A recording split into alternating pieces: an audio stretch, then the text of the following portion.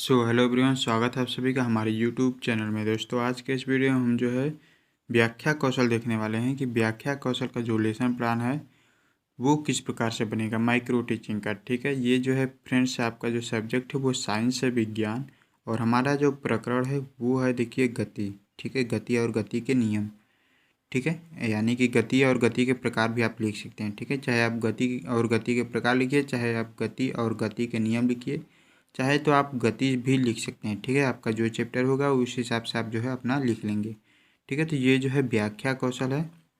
व्याख्या कौशल यहाँ पर जो है आप लोग देख सकते हैं। ठीक है, इसमें देखिए सबसे पहले आप लोग लिखेंगे ऊपर ये सब जो है दिनांक, कक्षा अवधि, विषय, उप विषय, प्रकरण, ये सब जो है आप लोग लिख लेंगे। प्रकरण में क्या लिखेंगे? गति।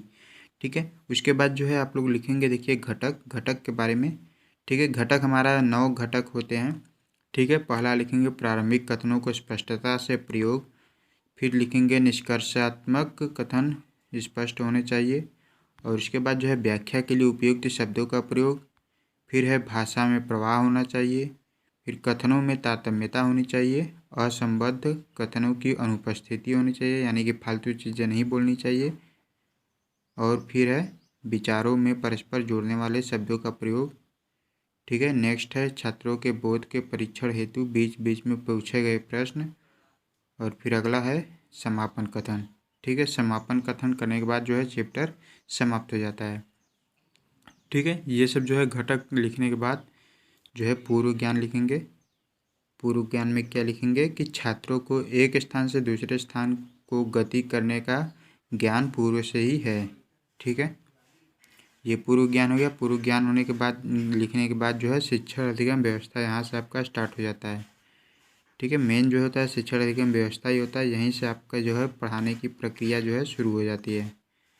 ठीक है, तो इसमें देखिए 4 कॉलम बनाएंगे। क्रम संख्या, छात्राध्यापिका कथन, छात्र छात्रा अनुक्रिया और फिर घटक। ठीक है, ये 4 कॉलम बनाएंगे। सबसे पहले जो है विकासात्मक प्रश्न पूछेंगे। विकासात्मक प्रश्न में देखिए हमने क्या पूछा, जब कोई वस्तु समय के साथ अपनी स्थिति में परिवर्तन करती है तो वह किस अवस्था में कहलाती है? तो बच्चे बताएंगे कि गति की अवस्था में। ठीक है, इसमें जो है घटक नंबर 1 लिख देंगे। ठीक है, ये घटक जो है आप लोग अपने से लिख लेंगे 1 2 3। ठीक है, इस प्रकार से जो है जिस घटक का प्रयोग आप कर रहे हैं वो लिख सकते हैं। ठीक है, मेन जो होता है वो छात्राध्यापक कथन और छात्र छात्रा अनुक्रिया होता है। ठीक है, और इसके बाद जो आज हम अध्ययन करेंगे कि गति क्या है। ठीक है, गति क्या है ये जो है आप लोग बता देंगे बच्चों को। ठीक है, एक प्रश्न पूछने के बाद इसे प्रश्न पूछेंगे और फिर उसके बाद दूसरा कथन कर देंगे। ठीक है, इसके बाद जो है स्पष्टीकरण करेंगे, यानी कि यहाँ से आप जो है बच्चों को पढ़ाएंगे किसके बारे में? गति के बारे में। ठीक है, यहाँ पर देखिए हमने क्या पढ़ा है कि जब कोई वस्तु समय के साथ अपनी स्थिति परिवर्तित करती है तो उस वस्तु को गति में कहा जाता है, तथा जब कोई वस्तु समय के साथ परिवर्तन नहीं करती है तो उस वस्तु को विराम अवस्था में कहा जाता है। ठीक है, ये जो है बच्चों को बता देंगे। और इसमें लिखेंगे अगले कॉलम में कि बच्चे ध्यानपूर्वक सुनते हैं। ठीक है, उसके बाद जो है लिखेंगे कि गति के अवलोकन के लिए 3 चीज़ों का होना आवश्यक है। पहला क्या है? वस्तु जिनकी गति का अवलोकन करना है, और दूसरा हो जाएगा समय, और तीसरा हो जाएगा एक और वस्तु जिसके सापेक्ष में गति का अवलोकन करना है। ठीक है, उसके बाद जो है उदाहरण दे देंगे, जैसे नदी में चलती हुई नाव, वायु में उड़ता हुआ पक्षी और दौड़ता हुआ बालक इत्यादि। ठीक है, ये उदाहरण हो गया। उसके बाद देखिए बताएंगे जो है गति के प्रकार के बारे में। ठीक है, इसमें देखिए आपको बस व्याख्या ही करना है, क्योंकि देखिए व्याख्या कौशल है तो इसमें व्याख्या करना ही है आपको। ठीक है, गति के प्रकार के बारे में बताएंगे। गति के प्रकार में लिखेंगे कि गति कई प्रकार के होते हैं। ठीक है, हम कुछ महत्वपूर्ण गतियों के विषय में बताएंगे। और अगले कॉलम में लिखेंगे छात्र छात्राएं ध्यानपूर्वक सुनेंगे।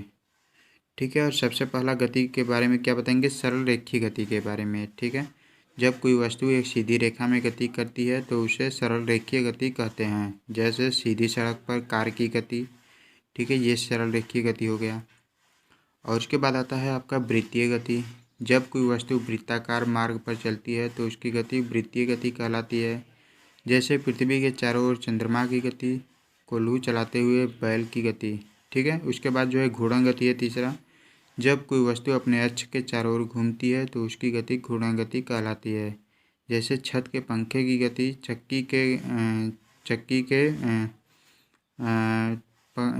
के पाटों की गति, ठीक है, और लट्टू की गति इत्यादि। उसके बाद जो है दोलन गति है अगला। जब कोई वस्तु अपनी माध्य स्थिति के दोनों ओर गति करती है तो इस प्रकार की गति को दोलन गति कहते हैं।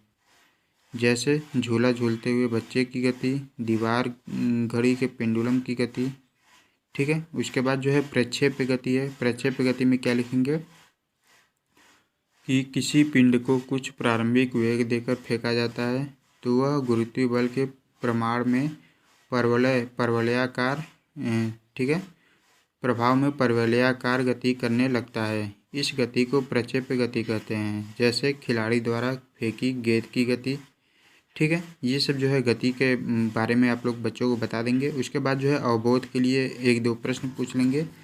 जैसे देखिए हमने पूछा है कि जब कोई वस्तु सीधी रेखा पर गति करती है तो उसे कौन सी गति कहते हैं, तो बच्चे बताएंगे कि रेखीय गति, ठीक है। अगला क्वेश्चन पूछेंगे कि घड़ी की सुइयों में कौन सी गति होती है, तो बच्चे बताएंगे वृत्तीय गति, ठीक है। और अगला क्वेश्चन पूछेंगे कि गति के विभिन्न प्रकार बताइए, तो बच्चे जो है बताएंगे, ठीक है। जो भी प्रकार होगा 3-4 प्रकार आप लोग लिख देंगे इसमें, ठीक है। इस कॉलम में आप लोग जो है 3-4 प्रकार लिख देंगे, यहाँ पर कोई दिक्कत नहीं है। उसके बाद देखिए समापन कथन करेंगे। समापन कथन में क्या लिखेंगे कि बच्चों आज हमने जाना कि गति क्या है, यह हमारे व्यवहारिक जीवन में किन किन रूपों में देखने को मिलता है तथा गति के विभिन्न प्रकारों का अध्ययन किए, ठीक है। ये जो है समापन कथन में कर देंगे। उसके बाद देखिए आपका आता है मूल्यांकन तालिका, ठीक है। मूल्यांकन तालिका में 4 कॉलम बनाएंगे, क्रम संख्या, घटक, ठीक है, पाठ, फिर पुनः पाठ, ठीक है। और ये जो इसमें देखिए ज़्यादा कुछ लिखना है नहीं, बस ये जो क्रम संख्या है 1 2 3 4 ये आप लोग डाल देंगे।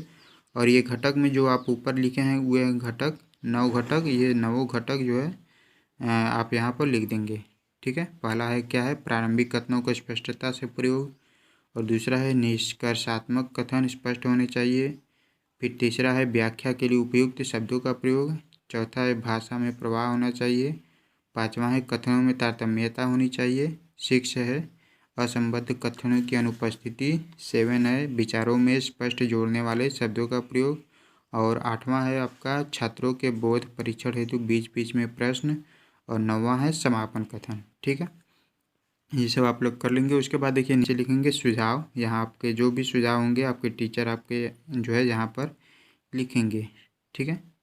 और यहाँ पर आप लोग लिख देंगे हस्ताक्षर पर्यवेक्षक, ठीक है, यानी कि यहाँ पर आपके टीचर का हस्ताक्षर हो जाएगा, ठीक है। तो इस प्रकार से जो है आप लोग विज्ञान का व्याख्या कौशल बना सकते हैं गति चैप्टर पर, ठीक है। सो आई होप कि आपको ये वीडियो पसंद आएगा। फ्रेंड्स अगर ये वीडियो पसंद आए तो प्लीज़ वीडियो को लाइक कीजिएगा, अपने फ्रेंड के साथ शेयर कीजिएगा, और अगर चैनल पर पहली बार आए चैनल को सब्सक्राइब करके बेल आइकन को प्रेस कर लीजिए। ऐसे एजुकेशनल वीडियो आपको मिलती रहेंगी, और सभी प्रकार के नॉलेजेबल वीडियो और सभी प्रकार के माइक्रो टीचिंग या टीचिंग के लेसन प्लान आपको फर्स्ट ईयर और सेकेंड ईयर के इस चैनल पर मिल जाएंगे। आपके बीएड के प्रीवियस ईयर क्वेश्चन पेपर भी मिल जाएंगे, बीटीसी के भी पेपर मिल जाएंगे, ठीक है। बीएड और बीटीसी से रिलेटेड सब कुछ यहाँ पर इस चैनल पर आपको मिल जाएगा।